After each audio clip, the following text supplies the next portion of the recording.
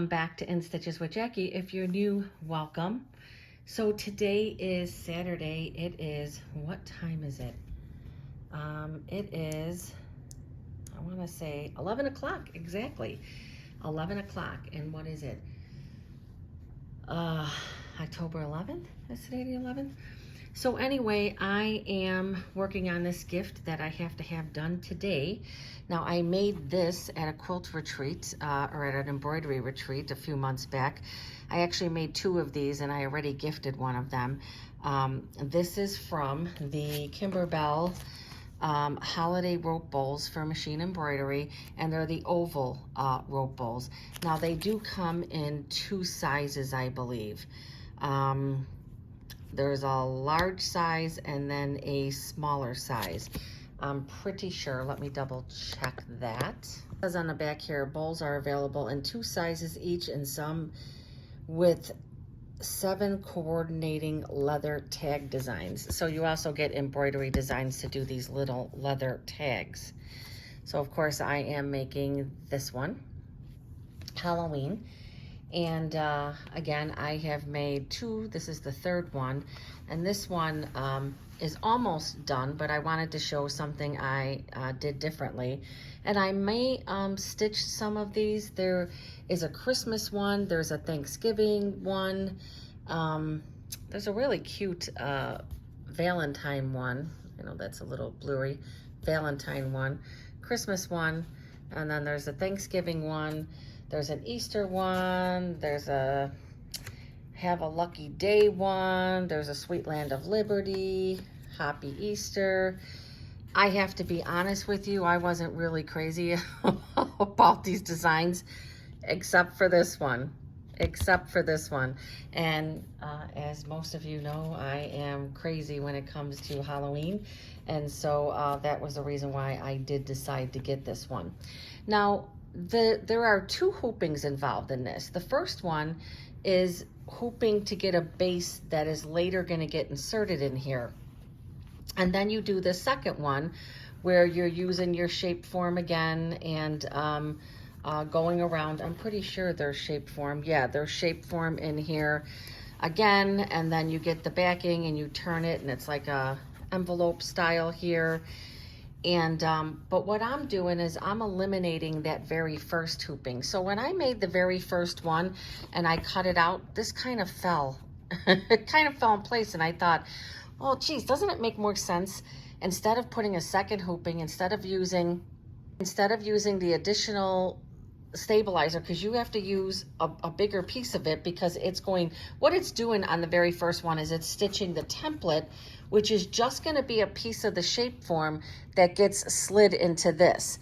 So what I did is I just saved this, and all I'm going to do is I took and cut, you know, something just, I mean, I'm only going to have a little bit of waste here, right? So I'm just going to cut this.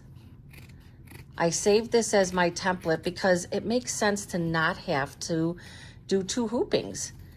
I saved this as my template, and you can see this is basically what's involved in that first hooping. The only thing that first hooping is concerned about is getting this additional oval shape form piece that's going to be added. Here it is right here. It took me 2 minutes to do, right? Instead of having to hoop and you're hooping it with stabilizer, right? Just think about that. You're putting a piece of stabilizer. It's a bigger hoop because this is big. I think you have to do at least a 6 by 10, I believe. And then you're using a bigger piece of this because it's stitching the template. This is what I wasted for this. So I feel that this is this is how I have been doing it. So basically, this is what this is for. It's to insert into here to provide more stability for the base. And you do have to kind of play around with it a bit. It takes a little bit of time to get it in here. So what I'm going to do is I'm going to work this in here, and then I will be back. It does take a little bit of time. Now I might be a little, I don't think I am though. I'm not bigger than that. It's just a little hard to get it in there. But let me insert this in there and I'll be right back. Okay, got it in there. And what I had to do is I had to trim off a little extra. So the template, yeah, when I went back, it was like I had it a little longer. So I took off like another little less than 1/4 inch. Okay, so I got that piece put in there. I did have to take, and I had to cut off, I was struggling, and I had to take off like another 1/4 inch, and then it fit perfectly in there. And all that second piece of shape form is for is just to give it more stability. Before it was a little floppy, now it just has the stability that it's going to need. All right, so the next step is to take my, I do have some Kimberbell project rope here, but you could use any cotton rope for these rope bowls. I think they actually even sell them in colors now. So let me get this opened up and show how I'm gonna get this started. Okay, now no way I'm gonna need all of this rope. I think from what I remember, I think I still had a pretty good piece left from the last one. I just don't know what I did with it. All right, so what we need to do is we need to prepare the end of the rope. And so this rope has like a piece of this tape on here. So I'm gonna cut that off right there. And so now you can see what is filled inside there. Now this is what I always find very hard to do. I don't know, I've seen some people make it look like it's real easy, but what you need to do is you need to take out about 2 inches of this. So you need to pull the outside back. And again, I never find this an easy task. I see some people do it and it moves right away and they get it out of there. But what you need to do is you need to take about 2 inches of this inside stuff.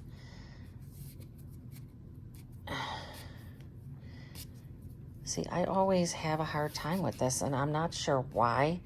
I sit there and I was like, why do I have a hard time? I see other people do it, and they're able to just pull the end right out of there. Now, you could see it is pulling, but for some reason, it doesn't seem... Okay, there it is. See how now that's pulling out like that? So now what you want to do is you want to cut some of that off. But then you want to take this and you want to feed it back in there, because what you want to start with is you want to start with it. And see, you have to take and kind of like pull, and then now I'm getting more and more where this is flat. I'm going to do this a little bit more. I want at least like 2 inches. I forget, I'm pretty sure that's what you want, enough, because you want this flat part that's going to be glued in here. You want that flat, so you don't want that inner part in there. So now I'm almost there. Probably one more, and all I'm doing is going like this, just kind of like milking the rope, right? And there you go. I got a reasonable part where there's none of that inside part there. So now what I'm going to do is I'm going to turn this around. Now you're supposed to know, let me find my pen. So this is a Soul Line pen. So all I'm gonna do is I'm gonna put top, because this is gonna come off, bottom, and right, left. And all that's gonna do is it's just gonna keep orientation, right? So I want to start this at the bottom. So what I'm going to do is I'm going to come in here. Now I've already done and pressed this really good. You could press, and it's, you're going to have some bulk there. And what I need to do is I need to sit this part here all the way up into there. I need to get that glued in there. So I'll get it in place. And you want it to where when you're taking this first part out, you don't have the bulk there, right? So now what I'm going to do is I'm going to take my glue gun that I've had. There's quite a bit of glue on there coming out. You don't need a lot. I'm just going to take my glue gun. I'm going to put some glue right in there. Be careful, because this is definitely hot. I burn my fingers with this stuff all the time. And you're just going to kind of Just go like that. And all that's doing is holding that rope in place, because this is the bottom of the bowl. And see where you took that out, there's no bulk right there. So when I go to start sewing my rope, it's nice and flat and I don't have a piece of bulk there. Now it's not going to take long for that. I don't need any more glue right now. So I'm going to let that dry for a couple minutes. Put that over there. And now what I'm going to do is I decided I'm going to do a variegated thread. So this is superior thread, recommended. This is more like a long arm thread, but I decided that this was going to be nice, a nice variegated. And how strong is this? This is pretty strong. This is some strong thread. Superior threads, recommended needle, long arm, number 18, blah, blah, blah. Top stitch 9014. So for a top stitch 9014, and that is wonderful because the only needle I ever use is a 9014 whenever I'm doing embroidery and such. I probably should start checking into that more and changing out when I am doing my quilting, because that 9014 is probably too big for that. So I'm going to take and I'm going to wind this because I want this on both the back and the top, or the bottom and the top. So I am going to be doing this on my Brother NQ3550W. And so let me get this bobbin wound. And I am going to be using, because this is a big spool of thread, I'm going to be using my independent spool holder. And I will be right back. Okay, once we know that this is all dry, tug it, it's not coming out. Now I'm going to go over to the sewing machine and gonna start oh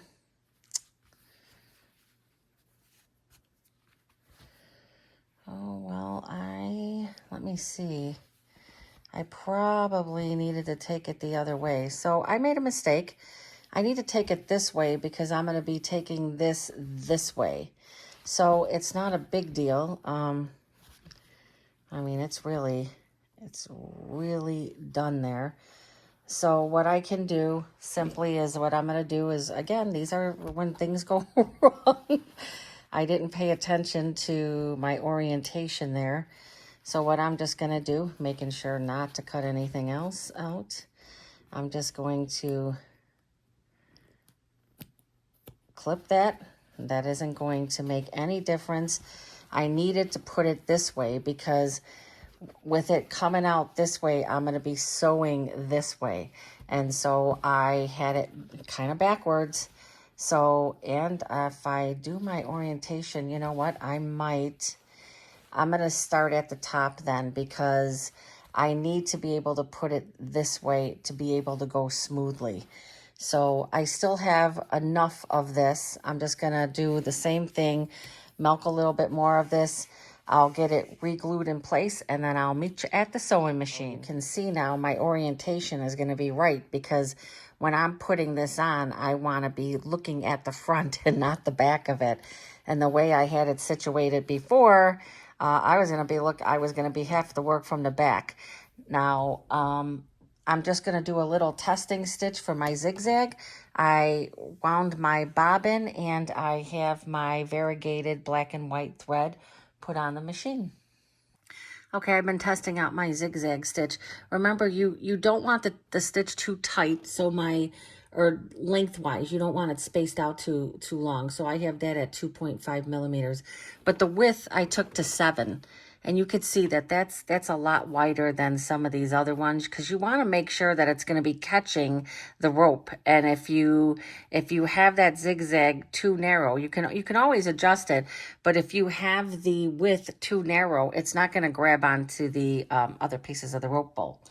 So I'm going to set that up here, and all the additional rope I'm just going to put down at my feet here. Just try to keep it as unraveled as can be. Now I believe that the original, and something else I wanted to show that I love about this machine.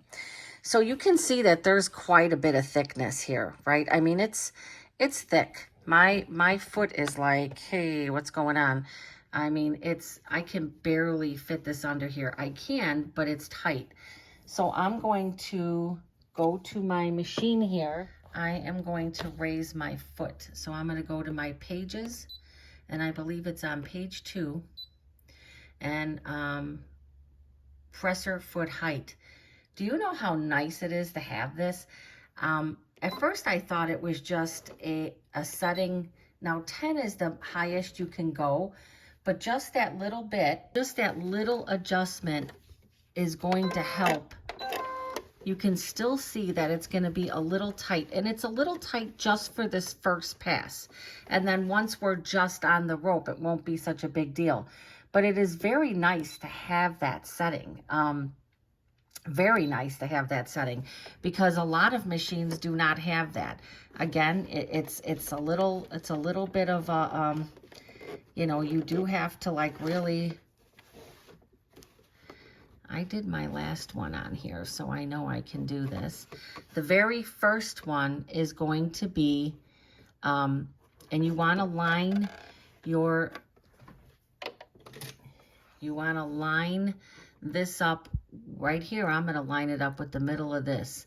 That's going to go right down this road here. And let's see if that, yeah, there we go. And now when you're starting, and I think I have to go over just a little bit. When you're first starting, oh yeah, that's too wide for sure. So I'm going to go back into my stitches, and I'm going to take that width down. Maybe I just took it down to 6. Let's see what it's going to look like. Oh yeah, still too wide. So I'm going to take it down to 5.5.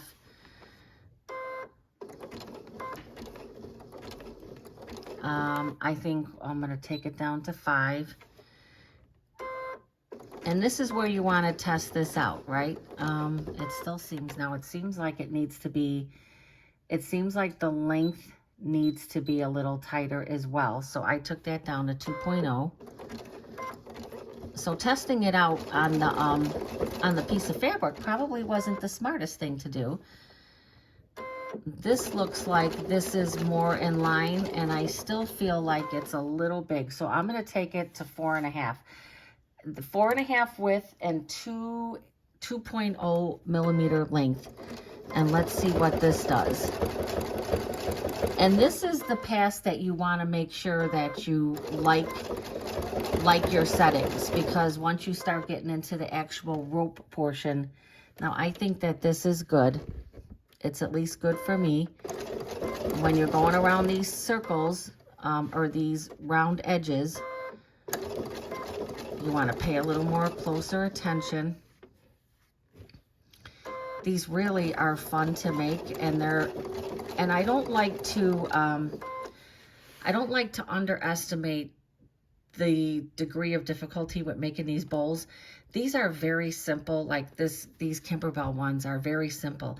I see people who make, crafters who make these bowls that are not part of an embroidery, and they are very intricate and have all kinds of fabric and ribbon weaved through them. Definitely not my skill level.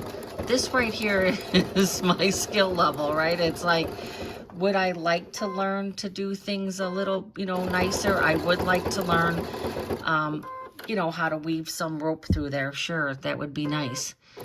And now, again, I'm going to continue to ride down the middle there, and I want to check and see. And now I kind of feel like this might be a little too small. So I'm going to take that back to a 5. Because now I'm looking at it and I'm like, it seems like it's not hitting. And remember, this is embroidery. We have a lot of thickness here, okay? I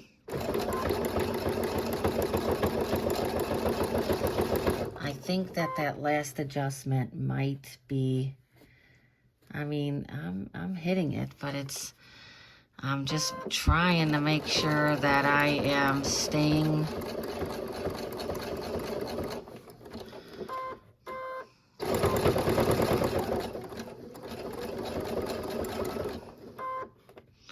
I think this is where I tend to make some mistakes on these passes here. And the nice thing about it is if you miss an area, make sure that after each pass, you're kind of checking it over.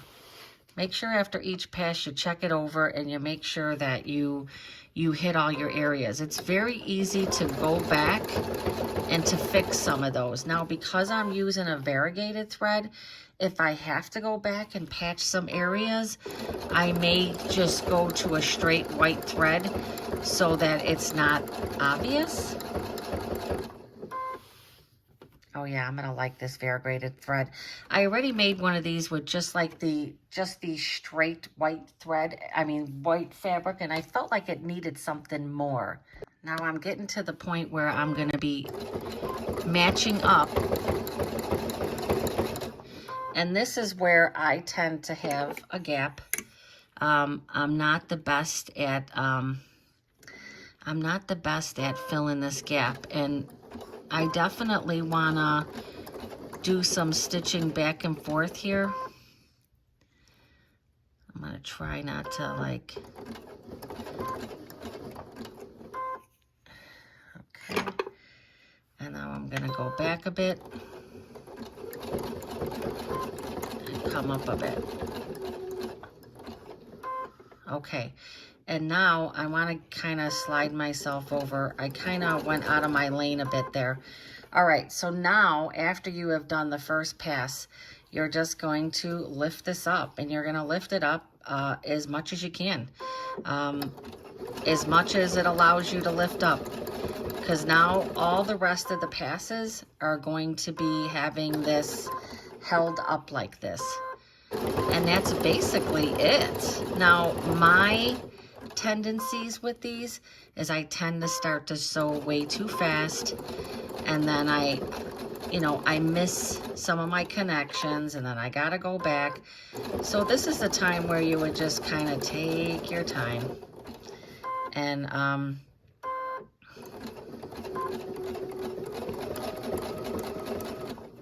see those little corners there, and you see I'm holding this all the way up. Now, I by no means, as I've just stated, am an expert at making these. This is the third one I've made that I'm making. I have two that were made. Both of them were gifted, as this one's going to be gifted.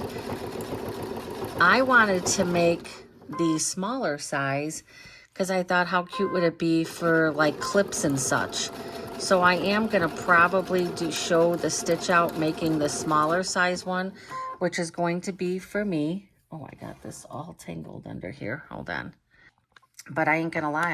I want one of these large size ones for myself as well.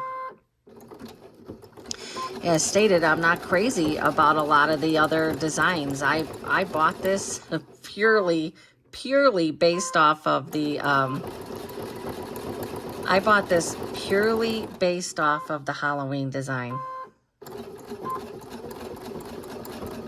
Now, that's not to say I won't make any of the other ones, because I do like the Valentine one, the heart. I think that's a pretty one. I'm not crazy about the Christmas one. I think the Christmas one could have been more than what it is. Now you can see I'm to my original pass here. So we're going to be going into our, and you can see I'm over way too much. So I'm just going to try to adjust that some. You can slow yourself down, slow your roll. It almost looks like this is too wide now, but you could see before it was definitely not reaching.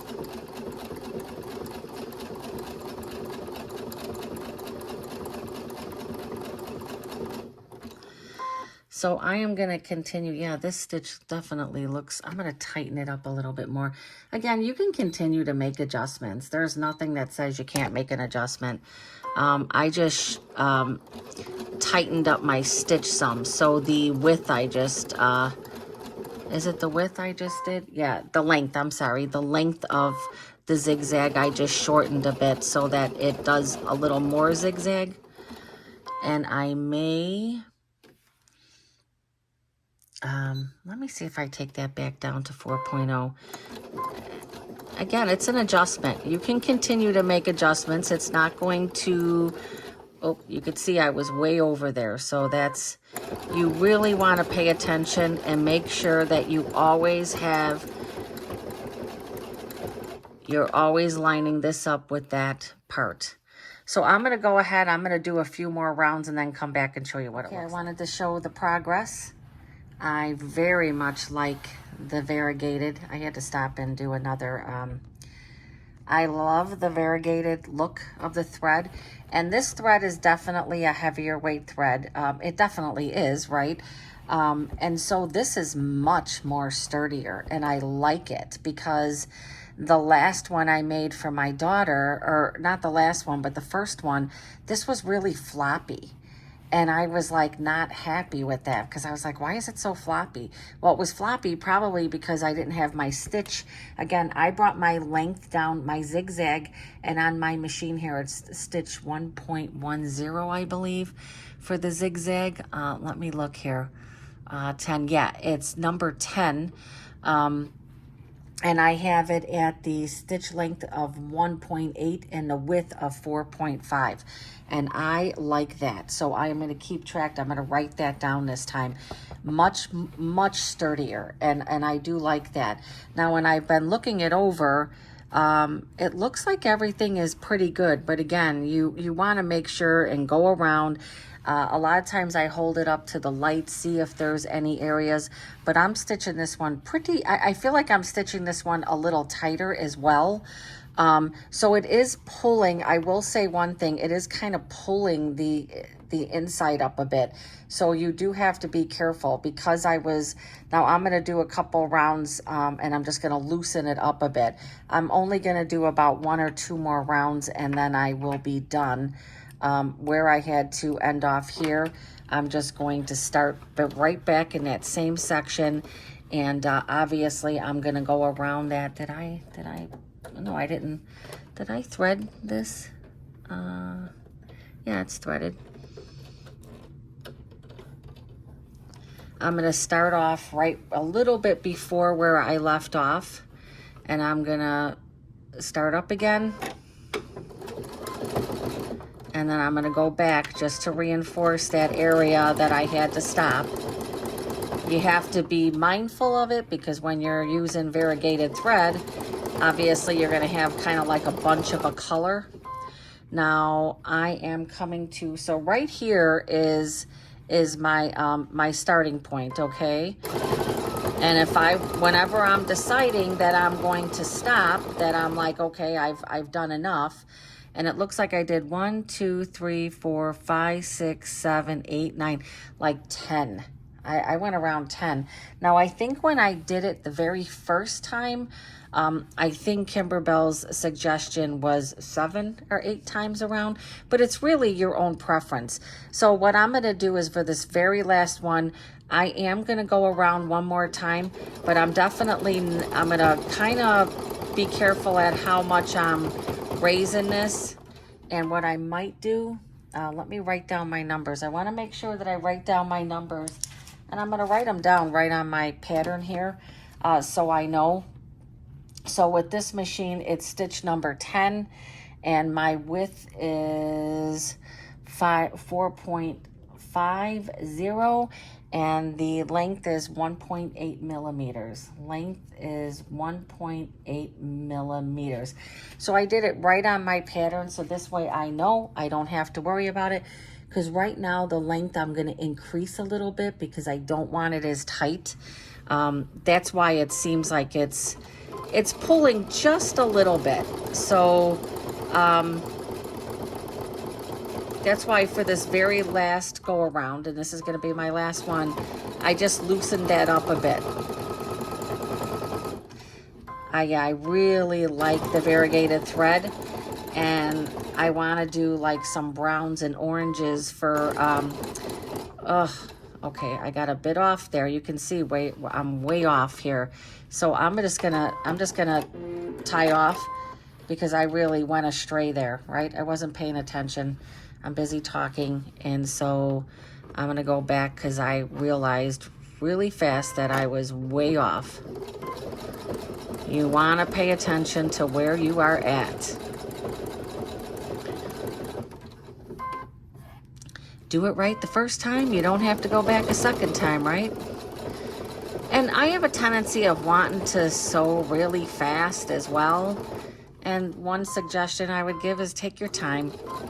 You know, don't be in a huge hurry, especially when you're coming up on these, on the turns in the corner. Take your time so that this way you're making sure to catch everything and have a nice, smooth, that was pretty smooth, that was pretty smooth. Am I another time around already? Wow. Did I go all the way around again? See how fast that happens? All right, so this would be, this is, 1, 2, 3, 4, 5, 6, 7, 8, 9, 10, 11. Yeah. So I am going to stop here, and what I'm going to do is I'm going to go, and then I'm going to go back. I'm going to tie off.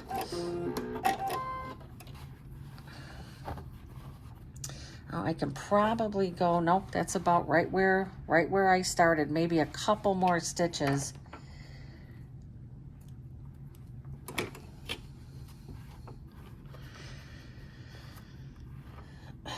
The only thing about using like a variegated thread is any type of inconsistencies are much more apparent. Like when I went back and forth there, just for, you know, relocking, you could see that, but that's okay. So, all right. So let me go back to my table and show what the next step is going to be. I think that this is plenty big. It doesn't have to be this is more of a decorative thing. It doesn't have to be anything huge. So, all right. So I also, at the time, I did purchase the embellishment kit. Let's open it up and see what's in it.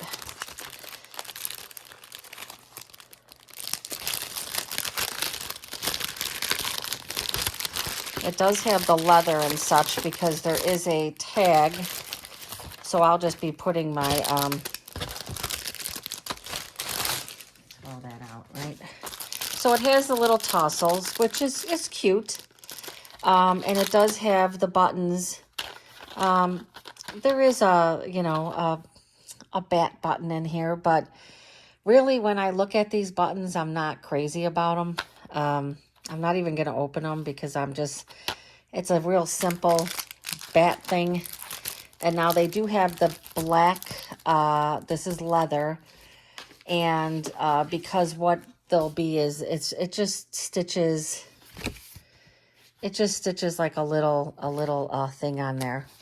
So the last one I did that I gave away, I did a,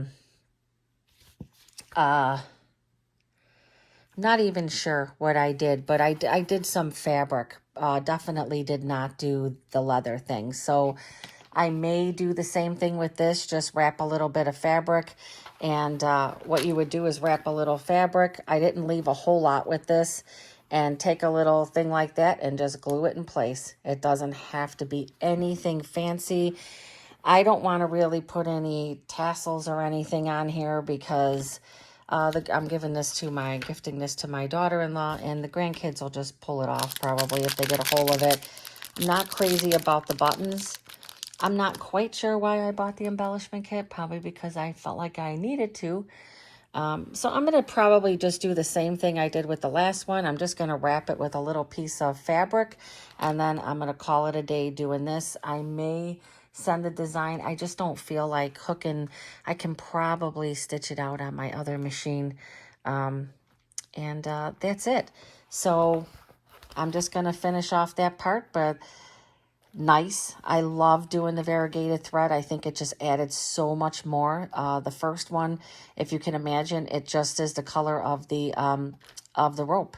So this just gives it just a whole other dimension, kind of makes it look like it's shaped differently as well. So, all right, well, I hope you enjoyed the video. I just wanted to do something short showing yet another gift that, let me see, I'm going to be leaving here in, like 2 hours or so, and this is what I do. I finish things up a few hours before I am getting ready to leave. I wanted to show these. Oh, and this little guy is going to go in here. So I don't have time. This is from the Lace Studio. I don't have time to do a whole lot more of them. So that's the one that she is going to get. But I wanted to show, just in all honesty, because I did this a little tighter, it's kind of pulling the bowl up. Now, is that okay? To me, it's okay because, it's not really that obvious, but it is being pulled up a bit on the sides as opposed to, I went really tight on the sides. And so just another thing to, if you want it to kind of, I don't think that it's a bad thing. But again, I think that I was using a little bit too much.